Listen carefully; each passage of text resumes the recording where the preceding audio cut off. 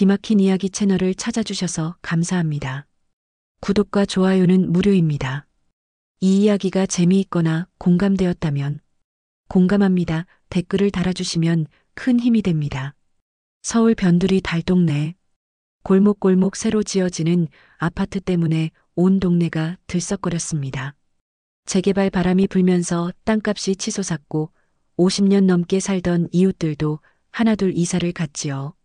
정수는 대문 앞에 놓인 화분에 시든 꽃잎을 따며 한숨을 내쉬었습니다. 69이라는 나이가 무겁게 느껴지는 아침이었습니다. 남편 박만수가 세상을 떠난 지 벌써 열해. 처음 몇 년은 슬픔에 빠져 지냈지만 이제는 그리움보다 외로움이 더 컸습니다. 어머니, 아침 드세요. 딸 미영이 상을 차려놓고 불렀지만 정수는 입맛이 없었습니다. 혼자 먹는 밥은 맛이 있을 리 없었지요.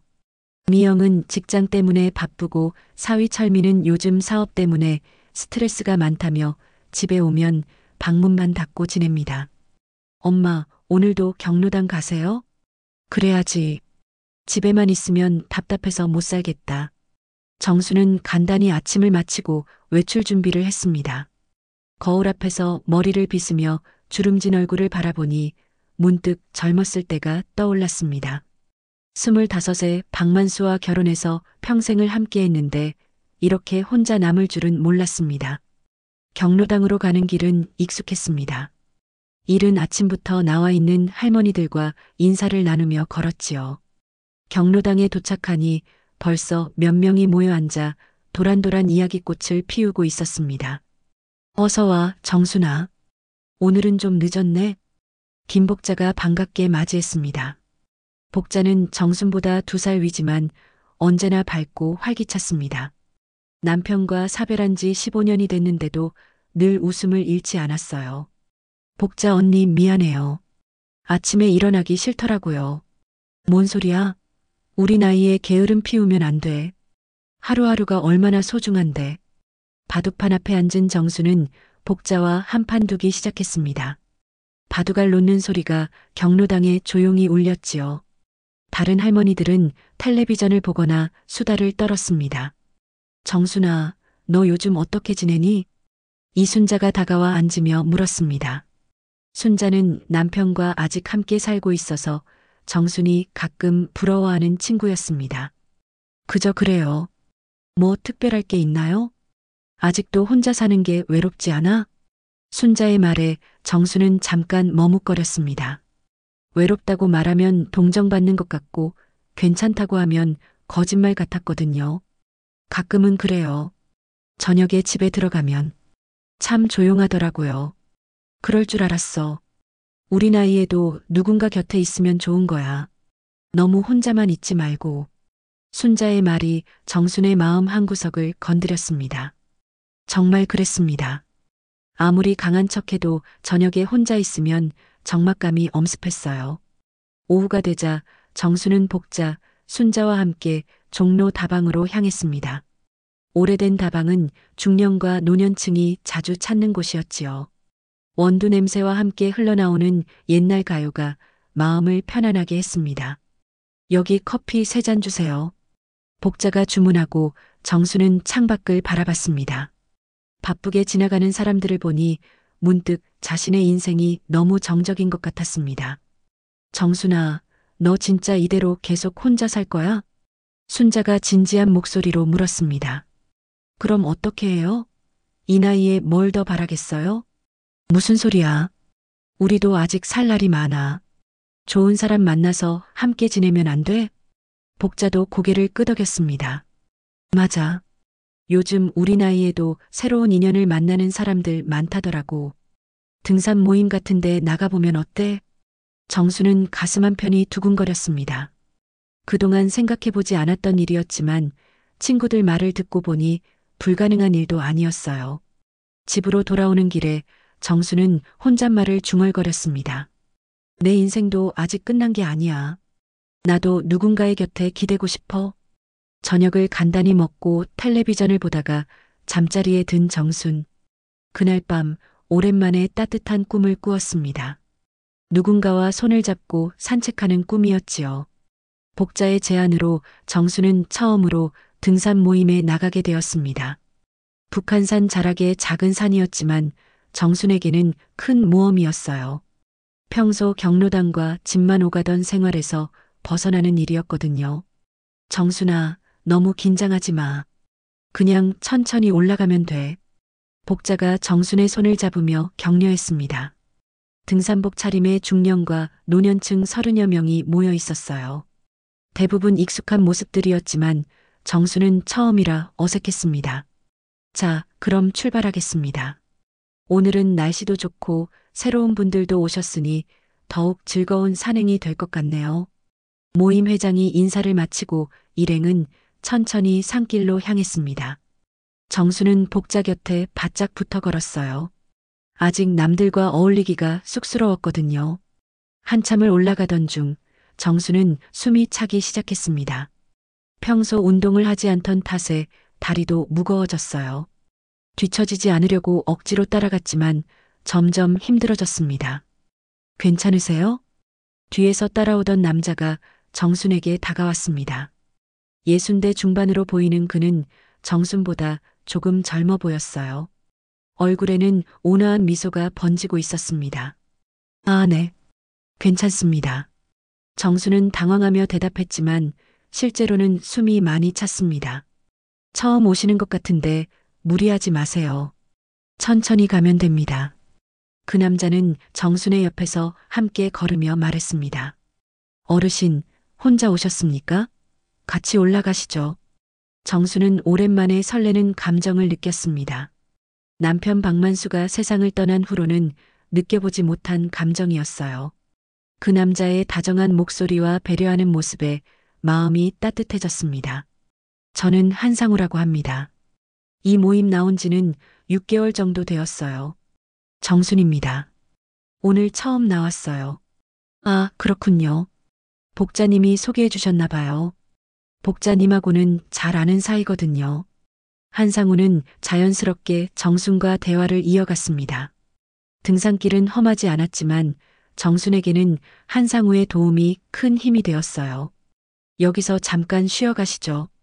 중간 지점에 도달하자 한상우는 정순을 위해 멈춰 섰습니다.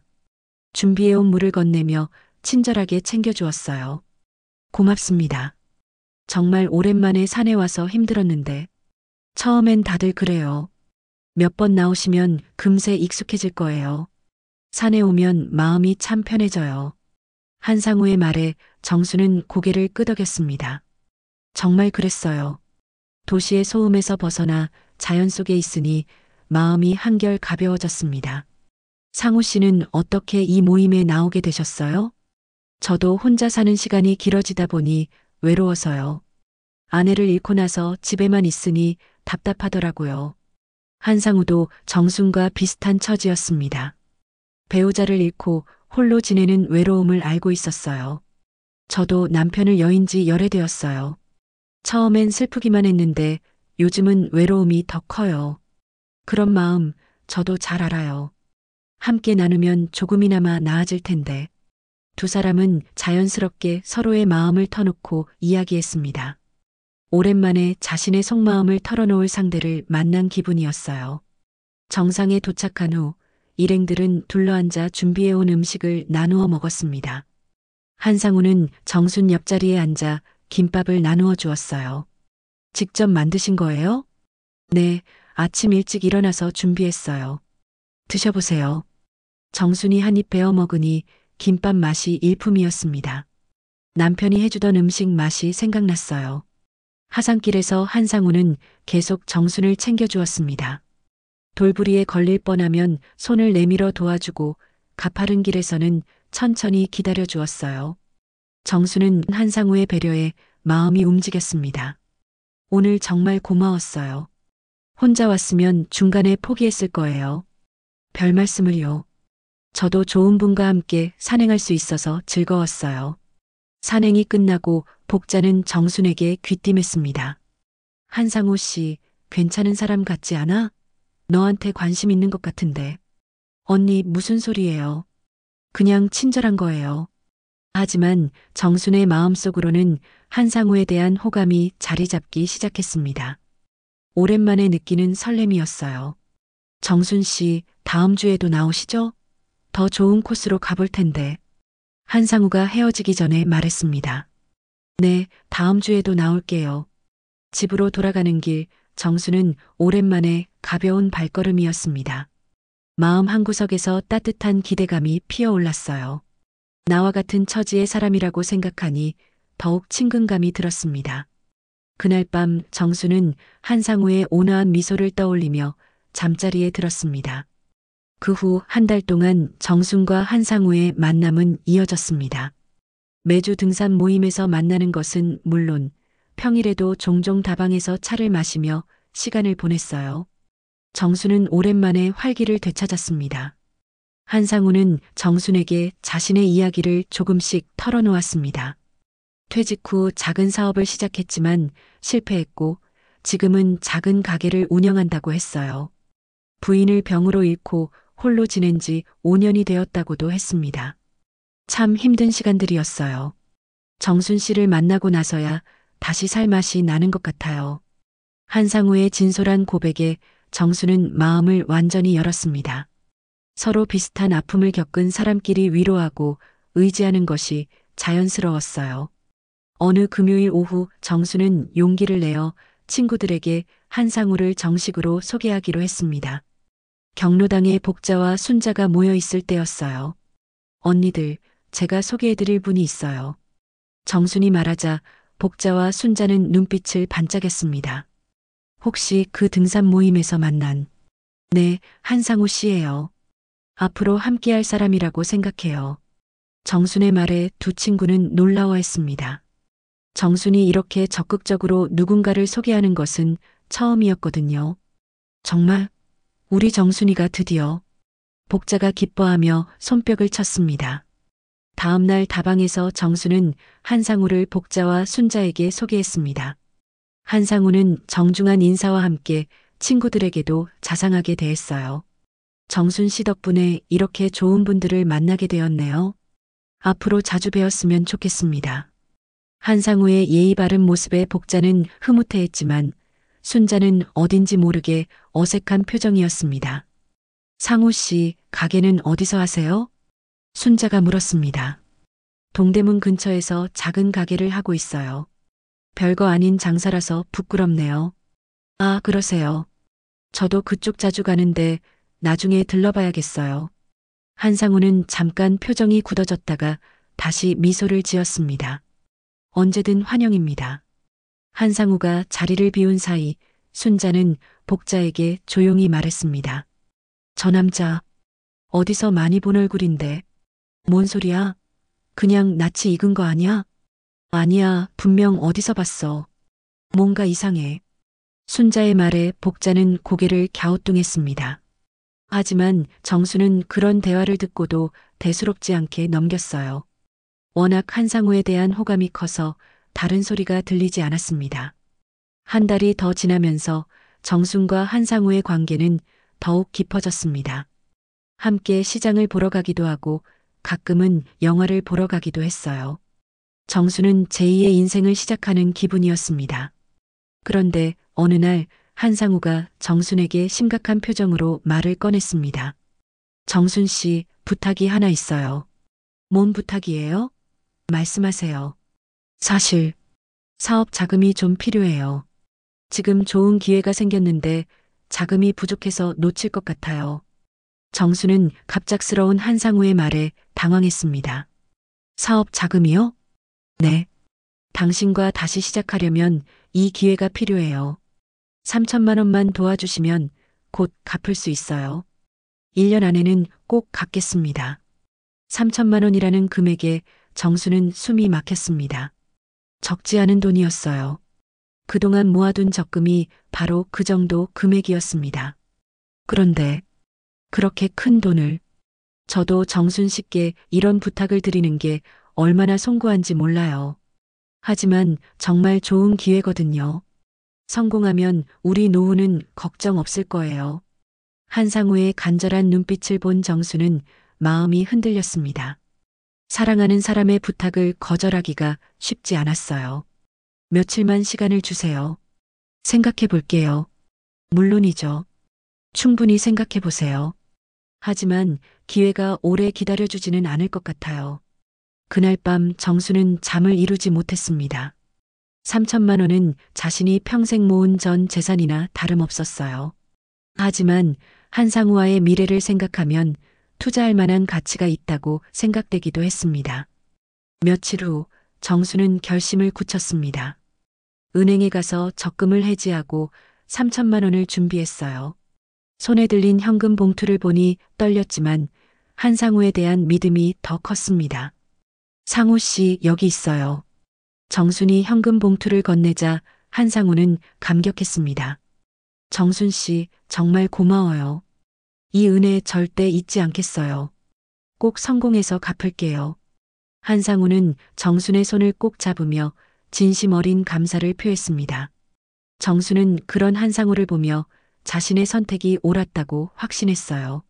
하지만 그날 밤 순자의 말이 계속 머릿속을 맴돌았습니다. 저 남자 어디서 많이 본 얼굴인데. 정수는 불안한 마음을 애써 떨쳐내려 했습니다. 돈을 빌려준 후 한상우와 정순의 관계는 더욱 각별해졌습니다. 한상우는 정순에게 더욱 다정하게 대했고 둘은 거의 매일같이 만났어요. 등산 모임은 물론이고 가까운 지방으로 당일치기 여행도 다녀왔습니다. 정순 씨 덕분에 이렇게 좋은 시간을 보낼 수 있어서 정말 행복해요. 한상우는 수원 화성을 돌아보며 정순에게 말했습니다. 정순도 마찬가지였어요. 오랜만에 누군가와 함께하는 여행이라 모든 것이 새롭고 즐거웠습니다. 경로당에서도 두 사람은 자연스럽게 나란히 앉아 있었어요. 다른 할머니들은 부러운 눈빛으로 바라봤습니다. 정순이 참 좋겠다. 혼자 외로워하더니 좋은 짝을 만났네. 맞아. 한상우 씨도 참 신사 같고 착해 보여. 하지만 모든 사람이 긍정적으로 보는 것은 아니었습니다. 정순의 딸 미영은 점점 어머니의 변화가 걱정되기 시작했어요. 엄마, 요즘 자주 안 보이시네요. 미영이 저녁 준비를 하며 말했습니다. 정순은 한상우와 시간을 보내느라 집에 있는 시간이 줄어들었거든요. 친구들과 시간 보내는 게 뭐가 잘못됐니? 친구들이요? 엄마, 혹시 남자분 만나시는 거 아니에요? 미영의 직설적인 질문에 정수는 잠깐 멈칫했습니다. 아직 딸에게 한상우에 대해 제대로 말하지 않았거든요. 그럴 수도 있지. 뭔가 문제라도 있어? 엄마, 이 나이에 무슨, 이 나이에 왜? 나도 아직 살아있는 사람이야. 외롭고 쓸쓸하게 혼자 늙어 죽으라는 거니? 정순의 목소리가 높아졌습니다. 딸이 자신의 마음을 이해해주지 않는다는 생각에 서운했어요. 며칠 후 정수는 한상우를 집에 초대했습니다. 딸과 사위에게 정식으로 소개하고 싶었거든요. 미영아, 철민아, 소개할 사람이 있어. 정순이 한상우와 함께 거실로 들어서자 미영과 사위 철민은 놀란 표정을 지었습니다. 안녕하세요. 한상우라고 합니다. 어머님께 많은 도움을 받고 있어요. 한상우는 정중하게 인사했지만 분위기는 어색했습니다. 아, 네. 처음 뵙겠습니다. 미영은 당황하며 인사를 받았어요. 사위 철민은 한상우를 유심히 바라보며 악수를 나눴습니다. 반갑습니다. 장모님이 많이 말씀하셨어요. 그러셨나요? 앞으로 자주 뵐 것 같으니 잘 부탁드립니다. 한상우가 자리를 떠난 후 미영은 어머니에게 조심스럽게 말했습니다. 엄마, 재산 조심하세요. 저 사람 뭔가 너무 빠른 것 같아요. 무슨 소리야? 상우 씨는 그런 사람 아니야. 엄마, 요즘 그런 사람들 많다고 하잖아요. 혼자 사는 어르신들 노려서. 미영아. 정수는 화가 났습니다. 딸이 한상우를 나쁘게 생각한다는 것이 못마땅했어요. 내 아빠 떠난 지 10년이야. 나도 내 인생 살 권리 있어. 왜 자꾸 간섭하니?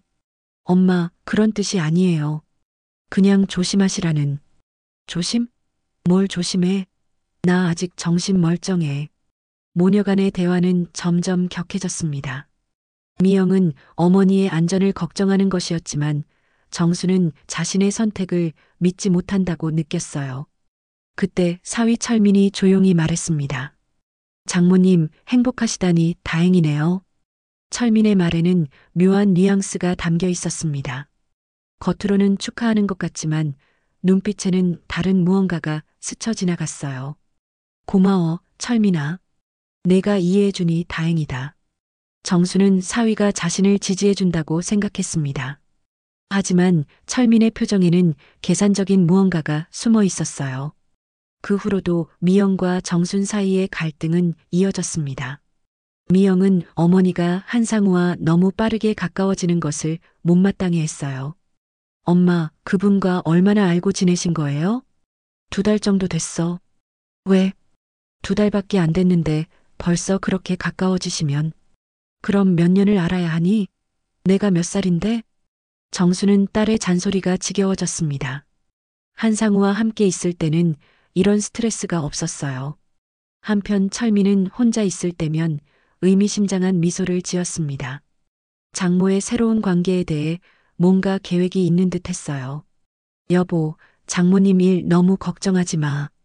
어른들 일은 어른들이 알아서 하시겠지. 철민이 미영을 달래며 말했지만 그의 눈에는 다른 생각이 스쳐 지나갔습니다. 경로당에서 복자는 정순에게 걱정스럽게 말했습니다. 정순아, 딸하고 싸우지 마. 가족이 제일 소중한 거야. 언니, 딸이 너무 간섭해요. 내가 뭘 하든 걱정만 해. 그래도 자식 마음이 그런 거지. 너를 생각해서 하는 말이야. 하지만 정수는 이미 한상우에게 마음을 완전히 빼앗긴 상태였습니다. 딸의 걱정보다는 한상우와의 행복한 시간이 더 소중했어요. 그날 저녁 정수는 한상우와 만나 자신의 고민을 털어놓았습니다. 딸이 자꾸 반대해서 힘들어요. 그럴 수 있어요.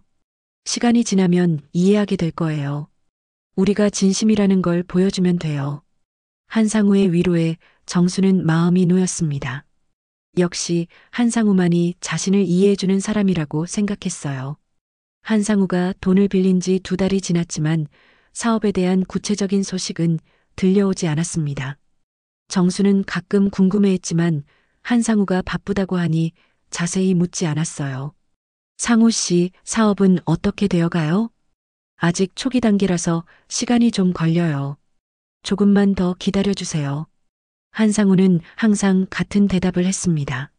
하지만 정순에게는 여전히 다정했고 두 사람의 관계는 더욱 깊어져만 갔어요. 그런데 어느 날 한상우가 평소와 다른 표정으로 정순을 찾아왔습니다.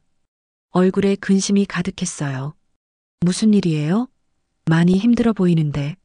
정순 씨, 큰 기회가 생겼어요. 하지만 자금이 더 필요해요. 정수는 가슴이 철렁했습니다. 이미 3천만 원을 빌려준 상황에서 또 돈 이야기가 나오니 부담스러웠어요. 얼마나 더 필요한데요? 1억 원 정도면 될 것 같아요. 이번에 성공하면 정말 큰 돈을 벌 수 있어요. 1억 원이라는 금액에 정수는 말문이 막혔습니다. 그렇게 큰 돈은 집을 팔지 않고는 마련할 수 없는 금액이었거든요. 1억 원이요? 그건 너무... 저도 정순 씨께 이런 부담을 드리고 싶지 않아요. 하지만 이 기회를 놓치면 평생 후회할 것 같아요. 한상우는 간절한 눈빛으로 정순을 바라봤습니다. 사실 큰 건설회사에서 하청을 맡기겠다고 했어요. 자금만 준비되면 몇 년간 안정적으로 일할 수 있어요. 건설회사에서요? 네, 아파트 단지 조경공사인데 규모가 엄청나거든요. 이 돈이면 우리 노후는 걱정 없을 거야. 한상우의 말을 들은 정수는 고민에 빠졌습니다. 집을 팔다니 생각해 본 적 없는 일이었어요.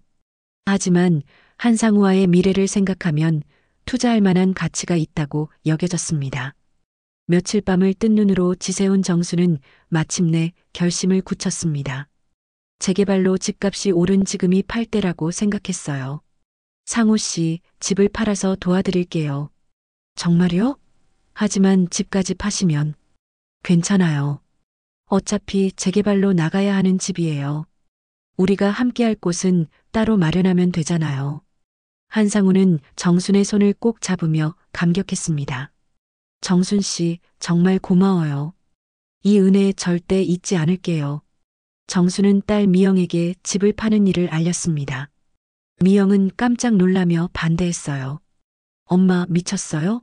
왜 집을 팔아요? 재개발로 어차피 나가야 해. 지금 팔면 값도 좋고. 그래도 갑자기 왜 그런 결정을? 혹시 그 남자 때문인가요? 미영의 날카로운 질문에 정수는 말끝을 흐렸습니다. 그런 게 아니야. 내가 알아서 할 일이다. 엄마, 제발 다시 생각해 보세요. 집은 마지막 보루예요. 하지만 정순의 결심은 확고했습니다. 부동산 중개업소를 통해 집을 내놓았고 한 달 만에 구매자가 나타났어요. 집이 팔리던 날 정수는 복잡한 심정이었습니다. 50년 넘게 살던 집을 떠난다는 것이 실감나지 않았어요. 이제 새로운 시작이야. 정수는 스스로를 다독이며 한상우에게 1억 원을 건넸습니다. 한상우는 떨리는 손으로 수표를 받았어요. 정순 씨, 이 돈으로 꼭 성공해서 보답하겠어요. 석 달만 기다려주세요. 믿어요. 우리 함께 행복하게 살아요. 정수는 당분간 딸네 집에서 지내기로 했습니다. 미영은 못마땅해 했지만 어쩔 수 없었어요. 일주일이 지나고 2주일이 지났습니다. 한상우는 바쁘다며 연락을 자주 하지 않았지만 가끔 안부 문자를 보내왔어요. 정수는 한상우가 일에 집중하고 있다고 생각했습니다. 그런데 한 달이 지나면서 한상우의 연락이 뜸해지기 시작했습니다. 전화를 해도 받지 않고 문자에도 답이 없었어요. 이상하네. 왜 연락이 안 될까? 정수는 불안한 마음으로 한상우가 운영한다던 가게를 찾아갔습니다. 하지만 그 주소에는 전혀 다른 가게가 있었어요. 여기 한상우라는 분이 가게 했었는데요. 그런 분 몰라요. 여기 2년째 우리가 하고 있는데. 정순의 다리가 후들거렸습니다. 뭔가 잘못되었다는 느낌이 강하게 들었어요. 등산 모임에도 한상우는 나타나지 않았습니다. 정수는 복자에게 물어봤지만 아무도 한상우의 행방을 모르고 있었어요. 정순아, 혹시 무슨 일 생긴 거 아냐? 복자의 걱정스러운 말에 정수는 가슴이 두근거렸습니다. 며칠 더 지나도 한상우는 연락이 두절되었습니다. 전화도 꺼져 있었고 그가 알려준 모든 연락처가 가짜였어요. 정수는 점점 불안해졌습니다. 아니야, 분명 무슨 사정이 있을 거야. 하지만 마음 한구석에서는 불길한 예감이 자라나고 있었습니다. 마침내 한 달 반이 지나도 한상우의 소식이 전혀 없자 정수는 현실을 받아들여야 했습니다. 자신이 속았다는 사실을 인정하기 싫었지만 모든 증거가 그것을 가리키고 있었어요. 내가 속은 거야? 정수는 충격과 배신감에 휩싸였습니다. 평생 모은 재산이 모두 사라진 것도 충격이었지만 진심으로 사랑했던 사람에게 배신당했다는 사실이 더 큰 상처였어요. 그날 밤 정수는 갑작스러운 가슴 통증을 느끼며 쓰러졌습니다. 미영이 발견해서 급히 병원으로 실려갔어요. 엄마. 미영의 절규가 밤하늘에 울려 퍼졌습니다. 병원 응급실에서 깨어난 정수는 어지러운 머리를 부여잡았습니다. 가슴 통증으로 쓰러진 것이 심근경색 증상이었지만 다행히 큰 위험은 넘긴 상태였어요. 의사는 극심한 스트레스가 원인이라고 진단했습니다. 엄마, 정신 차리세요. 이제 어떻게 하려고 그래요? 미영은 눈물을 훔치며 어머니를 원망했습니다. 그토록 반대했는데 결국 이런 일이 벌어진 것이 분했어요. 미안하다, 미영아. 엄마가 잘못했다. 정수는 힘없는 목소리로 사과했습니다. 이제야 딸의 걱정이 옳았다는 것을 깨달았거든요. 일반 병실로 옮겨진 정수는 며칠간 정신을 차리지 못했습니다. 한상우에 대한 배신감과 잃어버린 재산에 대한 절망감이 엄습했어요. 평생 모은 돈이 모두 사라졌다는 현실이 받아들여지지 않았습니다. 병실에는 미영과 사위 철민이 번갈아가며 정순을 돌봤습니다. 특히 철민은 평소보다 더 자상하게 굴었어요. 장모님, 너무 자책하지 마세요. 누구에게나 실수는 있는 법이에요. 철민아, 고맙다. 내가 이렇게 챙겨주니. 가족인데 당연하죠. 장모님 건강이 최우선이에요. 철민의 다정한 말에 정수는 조금이나마 위로받았습니다. 적어도 사위만큼은 자신을 이해해주는 것 같았어요. 사흘째 되던 날 밤 정수는 화장실에 가려다가 복도에서 철민의 전화 통화를 우연히 엿들었습니다. 철민은 병실에서 떨어진 곳에서 조용히 누군가와 통화하고 있었어요. 그래, 이제 그 남자 잠적했죠? 계획대로 잘 됐네요. 정수는 발걸음을 멈췄습니다. 뭔가 이상한 대화였어요. 장모돈은 다 제 손에 들어왔습니다. 집 한 동까지 합치면 꽤 큰 금액이죠. 정수는 온몸에 소름이 돋았습니다. 철민의 말이 믿어지지 않았어요. 한상우 그놈 연기 정말 잘하더라고요. 장모가 완전히 넘어갔었죠. 처음엔 3천만 원만 생각했는데 1억까지 뜯어낸 건 예상외였어요. 정순의 다리에서 힘이 빠졌습니다. 벽에 기대고 서서 더 듣기 위해 숨을 죽였어요. 물론이죠. 약속대로 50대 50으로 나눠 가져요. 한상우한테는 이미 5천만 원 넘겨줬고요. 나머지는 시간차를 두고 받기로 했어요. 정수는 입을 막고 충격에 휩싸였습니다. 한상우가 사위가 심어놓은 사기꾼이었다는 사실이 서서히 머릿속에 들어왔어요. 장모가 의심할까봐 처음엔 조심스럽게 접근했는데 워낙 외로워하시니까 쉽게 넘어가더라고요. 역시 혼자 사는 노인들은 만만해요. 철민의 비정한 말에 정수는 눈물이 흘렀습니다. 자신을 가족처럼 대해준다고 생각했던 사위가 자신을 이용한 주범이었던 것입니다. 걱정 마세요. 장모는 아무것도 모르고 있어요. 한상우 때문에 속았다고만 생각하고 있으니까. 완전 범죄죠. 정수는 화장실까지 가지 못하고 병실로 돌아왔습니다. 침대에 누워서도 철민의 말이 계속 머릿속에 맴돌았어요. 내가 이렇게 당한 거였어? 모든 것이 계획된 일이었습니다. 한상우와의 만남도 달콤한 사랑도 모든 것이 철민이 짜놓은 각본이었어요. 정수는 분노와 배신감에 온몸이 떨렸습니다. 그러고 보니 처음부터 이상한 점들이 있었어.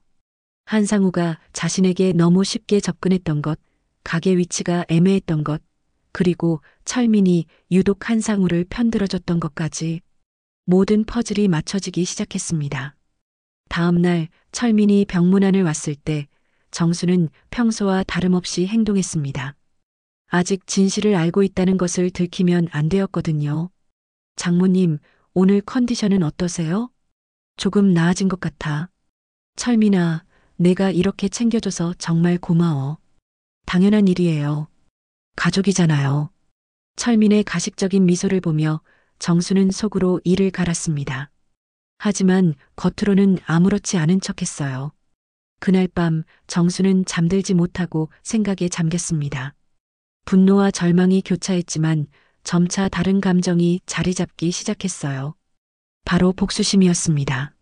내가 이렇게 당하고만 있을 수는 없어. 정수는 눈물을 닦으며 다짐했습니다. 나이가 많다고 해서 호구로 당하고만 있을 수는 없었어요. 자신을 속인 사위와 한상우에게 반드시 대가를 치르게 하겠다고 마음먹었습니다. 내가 당한 만큼 반드시 되갚아줄 거야. 더는 호구로 살지 않겠다. 병상에 누워있던 무기력한 할머니는 사라지고 복수를 계획하는 강인한 여성이 자리를 잡았습니다. 정수는 이제 자신을 속인 사람들의 가면을 벗겨내겠다고 다짐했어요. 며칠 더 입원하는 동안 정수는 치밀하게 계획을 세웠습니다. 어떻게 하면 철민의 범죄를 증명할 수 있을지, 한상우를 찾을 수 있을지 고민했어요. 나이 들었다고 만만하게 봤겠지. 하지만 69년을 산 경험이 헛된 게 아니야. 퇴원을 앞둔 마지막 날 정수는 거울을 보며 각오를 다졌습니다. 이제 진짜 전쟁이 시작되는 것이었어요. 퇴원한 정수는 겉으로는 평소와 다름없이 행동했습니다. 딸네 집에서 지내면서 철민과 미영을 대했지만 속으로는 복수 계획을 치밀하게 세워나갔어요. 엄마, 많이 나아지신 것 같아요. 다행이에요. 미영이 어머니의 안색을 살피며 말했습니다. 정수는 미소를 지으며 대답했어요. 응, 이제 괜찮다. 일어난 일은 어쩔 수 없으니까. 철민도 평소처럼 정순에게 친절하게 굴었습니다.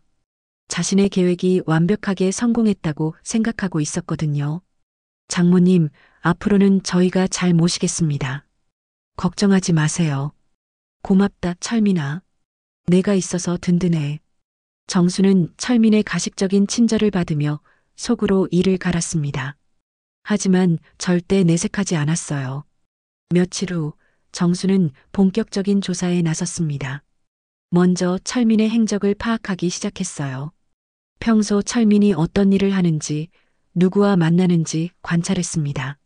철민은 미영이 직장에 간 사이 자주 외출했어요. 정수는 뒤를 밟아서 철민이 어디에 가는지 확인했습니다. 놀랍게도 철민은 한상우와 자주 만나고 있었어요. 시내 한 카페에서 돈을 주고받는 모습도 목격했습니다. 역시 그놈들이 한패였어. 정수는 멀리서 두 사람을 지켜보며 분노를 사겼습니다. 이제 확실한 증거만 있으면 되었어요. 집으로 돌아온 정수는 철민의 방을 살펴볼 기회를 노렸습니다. 철민과 미영이 모두 외출한 틈을 타서 방에 들어갔어요. 서랍과 옷장을 뒤지던 정수는 놀라운 것을 발견했습니다. 철민의 노트북과 서류 가방에서 한상우와 주고받은 메시지 내역과 계약서가 나온 것이었어요. 이런 증거들이 다 있었네. 정수는 휴대폰으로 모든 서류를 사진으로 찍어 보관했습니다. 은행 거래 내역서에는 정순의 돈이 철민의 계좌로 입금된 기록이 선명하게 남아 있었어요. 또한 한상우와 철민이 나눈 문자 메시지에는 계획의 전모가 적나라하게 드러나 있었습니다. 장모 완전히 넘어감. 1억까지 뜯어낼 수 있을 것 같음. 좋아. 계획대로 진행해. 나중에 50대 50으로 나눠 가지자. 장모는 의심하지 않고 있음. 너무 쉬워서 오히려 무서울 정도야. 정수는 이런 메시지들을 보며 분노가 치솟았습니다. 자신을 완전히 우롱한 것이었어요. 더 놀라운 것은 철민이 다른 노인들도 속인 기록이 있다는 사실이었습니다. 정순만이 유일한 피해자가 아니었어요. 이 악한 놈들이. 정수는 모든 증거를 수집한 후 경찰서에 찾아갔습니다. 담당 형사에게 모든 상황을 설명하고 증거 자료를 제출했어요. 할머님, 이거 완전히 조직적인 사기네요. 사위가 주도했다고 하시니 더 악질적이고요. 꼭 잡아주세요. 이런 일이 다시는 일어나면 안 돼요. 물론이죠. 증거가 확실하니까 곧 체포할 수 있을 겁니다. 형사는 며칠 안에 작전을 펼치겠다고 약속했습니다. 정수는 마침내 복수할 기회를 잡은 것이었어요. 일주일 후 정수는 가족 모임을 제안했습니다. 철민의 부모까지 모두 모이는 자리를 만든 것이었어요. 무슨 일로 갑자기 가족 모임을 하시겠다는 거예요? 미영이 의아해하며 물었습니다. 중요한 이야기가 있어서. 모두 들어야 할 이야기야. 그날 저녁 철민의 부모와 미영, 철민이 모두 모였습니다. 정수는 평상시와 다름없는 모습으로 차를 대접했어요. 자, 이제 모두 모였으니 이야기를 해볼까? 정순이 심각한 표정으로 입을 열자 모두 긴장했습니다. 사실 내가 한상우한테 속은 게 아니야. 진짜 범인은 따로 있어. 무슨 말씀이세요, 장모님? 철민이 당황하며 물었습니다. 내 사위가 날 속이고 사기꾼과 짜고 내 재산을 빼돌렸어. 정순의 폭탄 발언에 모든 사람이 충격에 빠졌습니다. 특히 철민은 얼굴이 새하얗게 변했어요. 엄마, 무슨 소리예요? 철민이가 왜? 여기 증거가 다 있어.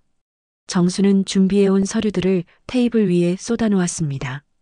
은행 거래 내역서와 문자 메시지, 한상우와의 계약서까지 모든 증거가 드러났어요. 이건 조작된 거예요.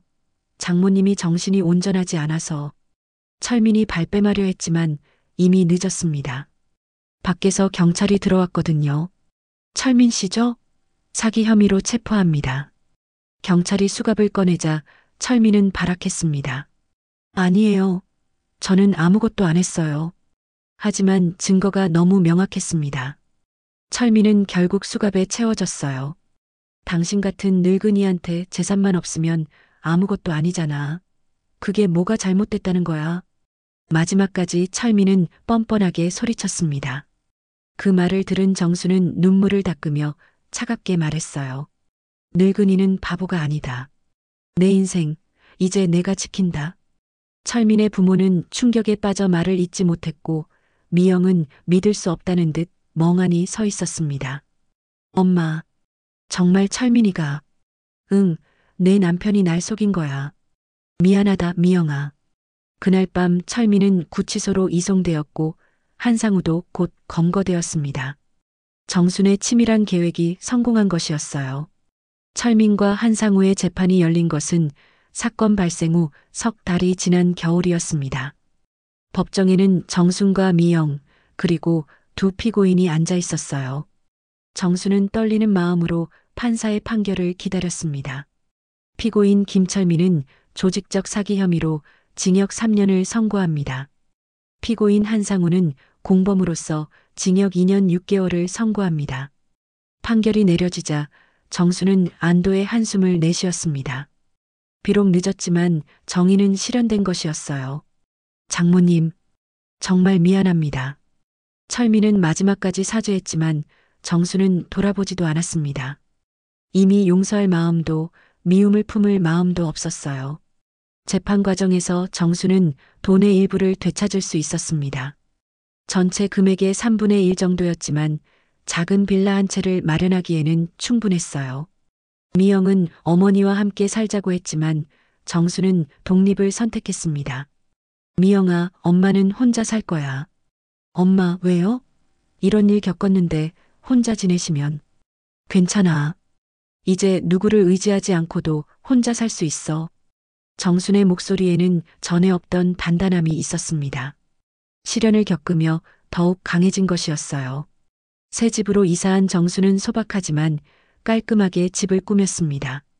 혼자 살기에는 충분한 크기였고 무엇보다 온전히 자신만의 공간이라는 게 좋았어요. 이제 진짜 내 집이구나. 정수는 창밖을 바라보며 감회에 젖었습니다. 모든 것을 잃을 뻔했지만 결국 자신의 힘으로 다시 일어선 것이었어요. 봄이 되자 정수는 다시 경로당에 나가기 시작했습니다. 오랜만에 만난 복자와 순자는 정순의 변화에 놀라워했어요. 정순아, 많이 달라진 것 같아. 뭔가 더 단단해 보여. 그래, 나도 그런 것 같아. 정수는 친구들과 마주 앉아 그동안의 일을 털어놓았습니다. 처음에는 충격을 받던 친구들도 점차 정순의 용기에 감탄했어요. 정말 대단해. 그 나이에 그런 일을 해결하다니. 나이는 숫자일 뿐이야. 중요한 건 포기하지 않는 마음이지. 어느 날 오후 경로당에서 새로 온 할머니가 정순에게 다가왔습니다. 70이 넘어 보이는 그 할머니는 걱정스러운 표정이었어요. 좀 여쭤볼 게 있어요. 요즘 좋은 남자분을 소개받았는데 돈을 빌려달라고 하셔서. 정수는 그 할머니의 상황이 자신과 비슷하다는 것을 직감했습니다. 예전의 자신처럼 외로움에 속아 넘어가려는 것이었어요. 할머님, 잠깐만요. 제 이야기 좀 들어보세요. 정수는 그 할머니에게 자신의 경험을 들려주었습니다. 어떻게 사기를 당했는지, 어떻게 극복했는지 상세히 설명했어요. 사람은 누구나 외롭지만 그 외로움을 채우려다 더 큰 구렁텅이에 빠지면 안 돼요. 진짜 좋은 사람은 돈을 요구하지 않아요. 그 할머니는 정순의 말을 듣고 깊이 생각에 잠겼습니다. 고맙습니다. 덕분에 정신을 차릴 수 있었어요. 그 후로도 정수는 비슷한 처지의 어르신들에게 자신의 경험을 나누었습니다. 자신이 겪은 시련이 다른 사람들에게는 교훈이 될 수 있다는 걸 깨달았어요. 여름이 되자 정수는 다시 등산 모임에 나가기 시작했습니다. 한상우와의 아픈 기억이 있는 곳이었지만 그 기억에 얽매이고 싶지 않았어요. 정수님, 오랜만이에요. 어떻게 지내셨어요? 등산 모임 회장이 반갑게 맞이했습니다. 정수는 밝은 미소로 인사를 나눴어요. 잘 지냈어요. 이제 진짜 새 출발을 하려고요. 산을 오르는 정순의 걸음은 전보다 더 단단했습니다. 혼자서도 충분히 올라갈 수 있는 힘이 생겼어요. 정상에 도착한 정수는 시원한 바람을 맞으며 멀리 펼쳐진 서울을 바라봤습니다. 자신이 살아온 도시, 앞으로도 살아갈 도시였어요. 내가 이렇게 강했었나? 정수는 스스로에게 놀라워했습니다. 시련을 겪으며 자신도 몰랐던 내면의 힘을 발견한 것이었어요. 하산길에서 정수는 다른 등산객들과 자연스럽게 어울렸습니다. 예전처럼 누군가에게 의존하려 하지 않았어요. 혼자서도 충분히 행복할 수 있다는 것을 깨달았거든요. 정수님, 혼자 오셨어요? 대단하시네요. 네, 혼자가 편해요. 내 페이스로 갈 수 있어서요. 집으로 돌아가는 길, 정수는 가벼운 발걸음으로 걸었습니다. 더 이상 외로움이 무섭지 않았어요. 외로움과 친구가 되는 법을 배웠거든요. 저녁을 혼자 먹으며 정수는 텔레비전 뉴스를 봤습니다. 노인 대상 사기 사건에 대한 보도가 나왔어요. 요즘 혼자 사는 어르신들을 노린 사기가 늘고 있습니다. 각별한 주의가 필요합니다. 정수는 화면을 바라보며 다짐했습니다. 자신과 같은 피해자가 더 이상 생기지 않도록 계속 경고의 목소리를 내겠다고 말이에요. 밤이 되어 잠자리에 누운 정수는 창밖의 별을 바라봤습니다. 예전에는 외로워서 견디기 힘들었던 밤이었지만 이제는 평온했어요. 박만수야, 보고 있니? 당신 안에 이렇게 강해졌어. 정수는 하늘의 남편에게 속삭였습니다. 이제 혼자서도 당당하게 살 수 있다는 것을 보여주고 싶었어요. 다음 날 아침 정수는 일찍 일어나 운동을 나갔습니다. 가까운 공원을 걸으며 새로운 하루를 맞이했어요. 좋은 아침이야. 정수는 맑은 공기를 마시며 미소를 지었습니다. 69살의 새로운 시작이었어요. 이제 그 무엇도 두렵지 않았습니다. 공원에서 만난 다른 어르신들과 인사를 나누며 정수는 생각했습니다. 인생이 끝나지 않았다는 것을, 아직도 배우고 성장할 수 있다는 것을 말이에요. 인생은 마지막까지 모르는 거야. 정수는 산책로를 따라 걸으며 중얼거렸습니다. 고개를 들어 푸른 하늘을 보니 희망이 보였어요. 이제 정순에게는 새로운 꿈이 생겼습니다. 자신과 같은 피해를 당하는 어르신들을 도와주는 일이었어요. 나이가 들었다고 포기할 이유는 없었습니다. 햇살이 따스하게 내리쬐는 산책로를 걸어가는 정순의 뒷모습에는 당당함이 묻어 있었습니다. 이제 그 누구도 자신을 쉽게 속일 수 없다는 자신감이 있었어요. 정순의 새로운 인생이 시작된 것이었습니다.